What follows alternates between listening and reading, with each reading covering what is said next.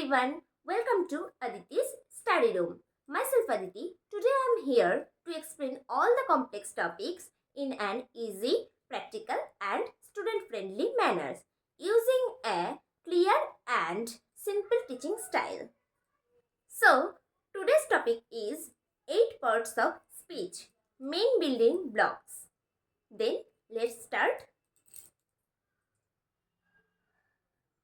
Today's topic মানে আজকের বিষয় হলো পার্টস অফ স্পিচ অর্থাৎ পদভেদ। দেয়ার আর 8 parts of speech in English. তাহলে ইংরেজি ব্যাকরণে শব্দগুলোকে তাদের কাজের ভিত্তিতে 8 ভাগে ভাগ করা হয়েছে। সেগুলি কি কি?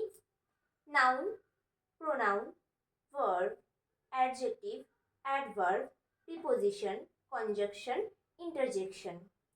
তো নাউন অর্থাৎ বিশেষ্য, প্রোনাউন অর্থাৎ সর্বনাম, ভার্ব অর্থাৎ ক্রিয়া, অ্যাডজেক্টিভ অর্থাৎ বিশেষণ, অ্যাডভার্ব হচ্ছে ক্রিয়া বিশেষণ, প্রিপোজিশন অর্থাৎ পদান্বয়ী অব্যয়, কনজাংশন অর্থাৎ সংযোজক অব্যয়, ইন্টারজেকশন অর্থাৎ আবেগসূচক অব্যয়। এতক্ষণ আমরা জানলাম পার্টস অফ স্পিচ এবং তাদের প্রকারভেদ সম্পর্কে। So, the first category of parts of speech is noun. So, now we will learn some important things about noun. Then, let's start all about nouns. বিশেষ্য পদ সম্পর্কে কিছু জরুরি বা গুরুত্বপূর্ণ বিষয়। What is noun?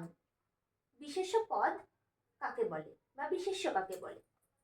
A noun is the name of a person, place, animal. তাহলে যে শব্দ দ্বারা ব্যক্তি, স্থান, প্রাণী, বস্তু বা ভাব অনুভূতির নাম বোঝায় তাকে বিশেষ্য বা নাউন বলে। এক্সাম্পল অর্থাৎ উদাহরণ, পার্সন বা ব্যক্তি, বয়, গার্ল, ছেলে, মেয়ে। প্লেস অর্থাৎ স্থান, স্কুল, ইন্ডিয়া, স্কুল বা বিদ্যালয় আর Bharat.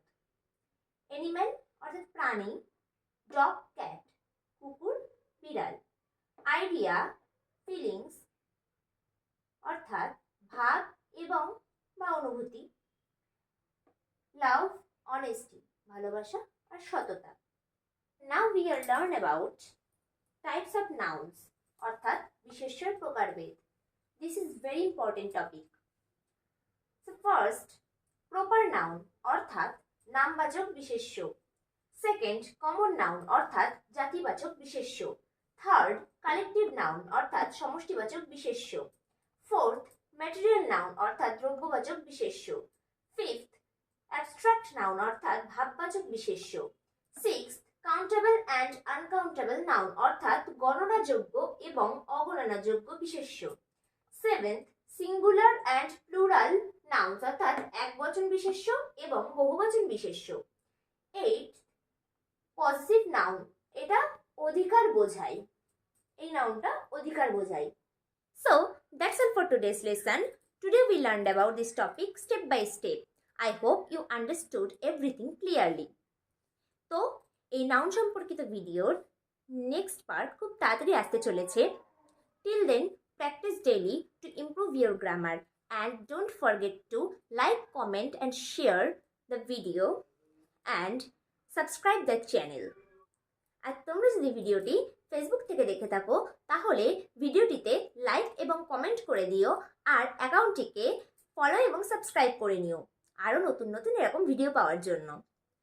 Thank you for watching. See you in the next lesson. Keep learning, keep growing. Goodbye.